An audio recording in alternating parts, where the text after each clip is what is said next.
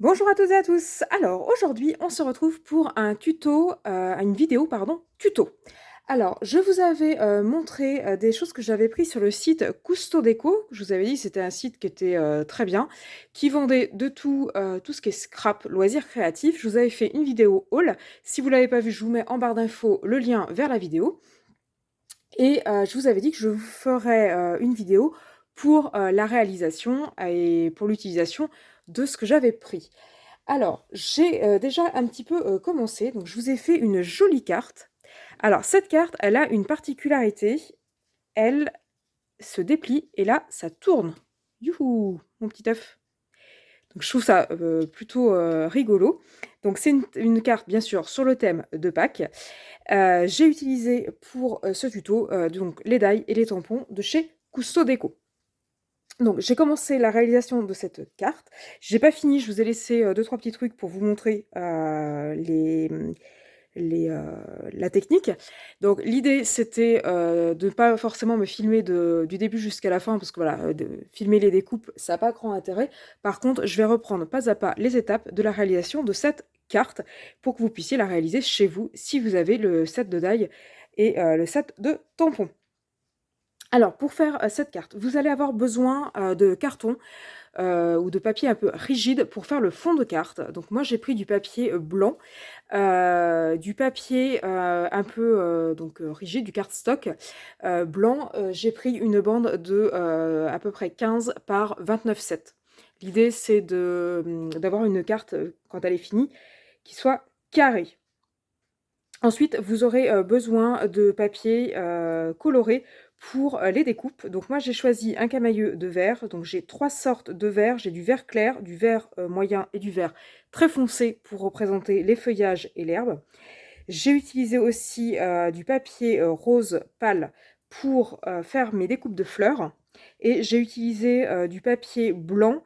Alors c'est du papier blanc, je ne sais pas si vous voyez bien, qui est légèrement pailleté. Donc ça se verra peut-être plus avec de la lumière. Je ne sais pas. Je ne sais pas si vous voyez bien, enfin bref, il y a des petites, il est un petit peu pailleté pour faire les petits lapins. J'ai aussi utilisé du papier bleu ciel pour faire le fond, donc le ciel. Et j'ai utilisé du papier motif jaune avec des petits œufs pour faire le dessus de la carte. Ensuite, en termes de matériel, donc vous aurez besoin de tout ce qui est utilisé en scrap. Donc, vous aurez besoin d'un crayon de papier, éventuellement d'une gomme. Vous aurez besoin de colle. Alors, moi, j'ai utilisé de la colle pipette. Vous aurez besoin de la colle bâton. Vous aurez besoin, éventuellement, moi, j'ai mis du scotch mousse, ici, donc du scotch mousse 3D. Vous aurez besoin, forcément, d'encre, de ciseaux. Et puis, bien sûr, alors, éventuellement du masking tape, si vous voulez. Je vous le conseille, honnêtement, je vous le conseille. Vous aurez aussi besoin de scotch, du scotch classique d'écolier, on va dire. Et puis ensuite, vous aurez besoin de la planche de tampons Artemio. Donc la planche de tampons avec les petites poules, les lapins et le joyeux Pâques. Et le set de die 6X, Sinlight, de Sophie Guillard, donc avec le motif lapin. Donc, quand vous avez réuni tous ces ustensiles, eh ben, c'est très simple. Donc, vous allez commencer par prendre votre feuille de papier, donc qui mesure à peu près 15 cm par 29,7. En gros, j'ai pris une feuille A4, j'ai gardé toute la longueur et j'ai coupé à peine 15 pour avoir la largeur. Ensuite, vous faites un premier pli ici à la moitié et un deuxième pli ici au quart.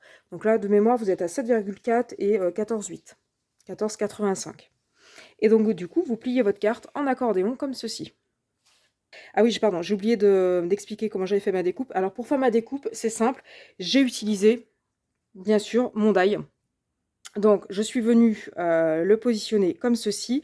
Je suis venue passer dans la machine de découpe comme cela pour avoir pile poil la forme de l'œuf.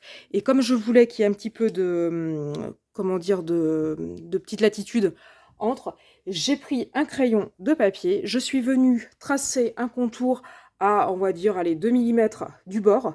Et je suis ensuite revenue avec un ciseau de précision, revenue recouper le petit bord de manière à avoir cette petite latitude. Donc, vous voyez, je suis venue couper ça.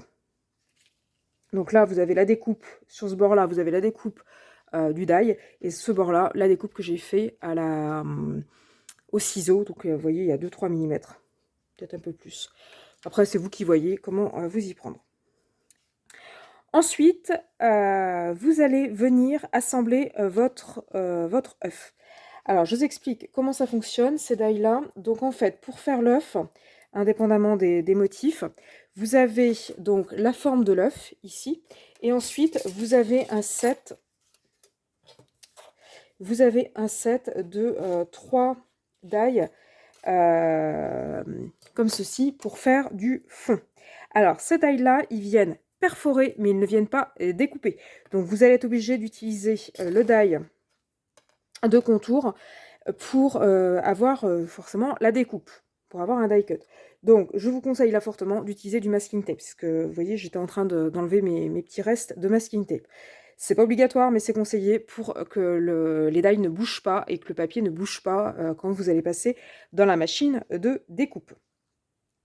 Donc, j'ai découpé 4 fois, donc les 3 ici, à chaque fois avec le contour, et le contour tout seul en bleu pour faire le fond. Donc ça m'a donné un côté. Et vous voyez que mon œuf, il tourne et il est décoré des deux côtés. Donc, toutes mes découpes, je les ai fait x2, de manière à avoir mon recto et mon verso. Ensuite, pour la déco, je suis venue découper mes petits lapins. Donc pareil, je suis venue les découper 2 fois, une fois pour le recto, une fois pour le verso, dans mon papier blanc métallique. Et ensuite, je suis venue découper mes petites fleurs. Donc je les ai découpées dans du papier rose et je n'ai gardé que la petite fleur. Donc il y en a 4. Je les ai découpées en plusieurs exemplaires à chaque fois et je n'ai gardé que la petite fleur. Je n'ai pas gardé la tige. Je suis venue coller juste la petite fleur en relief. Donc, j'ai assemblé mon œuf. Donc, mon œuf, je l'ai assemblé avec de la colle. Donc là, j'ai pris de la colle pipette parce que les bords sont très très fins, comme vous pouvez le voir ici. C'est 1 mm, 1 mm, 1 mm 5 à peu près sur le bord. Donc, il faut vraiment un truc de précision. Donc, je vous conseille de le faire avec la colle pipette. Et quand j'ai eu mes 2 œufs comme ceci, je suis venue chercher, je l'ai oublié dans la liste du matériel, un morceau de fil. Alors, pour être honnête, moi j'ai pris du fil à coudre blanc. Je vous l'ai laissé pour que vous voyez mon fil. Quand la carte va être finie, on va le couper. Donc, j'ai pris, pour être honnête, du fil à coudre blanc. Il se voit très peu. Vous voyez, on le voit ici et ici. Je vous conseille éventuellement, si vous en avez, moi j'en avais pas sous la main, de mettre éventuellement du fil transparent. J'en avais mais élastique, donc pour faire des bracelets. Donc voilà, je l'ai pas utilisé vu qu'il était élastique, mais si vous avez du fil transparent classique, n'hésitez pas à l'utiliser, ça sera très bien. Donc, quand j'ai eu mes 2 œufs, j'ai pris mon fil que je suis venue passer au milieu et je l'ai collé avec du scotch d'écolier et je suis venue coller mon deuxième œuf au verso. Donc comme ça, j'ai mes deux œufs et j'ai mon fil qui passe au milieu et qui est maintenu, bien sûr, avec du scotch pour pas qu'il parte. Et ensuite, pour le fixer, c'est très simple. Donc c'est pour ça, là, j'ai pas mis de décor, de papier décor pour vous montrer. Donc je suis venue placer mon fil ici et ici, et là pareil, je suis venue mettre un petit morceau de scotch. Donc là bien sûr, faut pas hésiter à cacher entre guillemets les coulisses de la carte en mettant du papier décor, il n'y a pas de souci. Moi je ne l'ai pas fait pour justement vous montrer l'envers du décor et comment s'y prendre pour le faire. Donc là il y a un petit bout de fil de reste, n'hésitez pas à prendre plus large, ça sera beaucoup plus facile pour vous pour le tenir.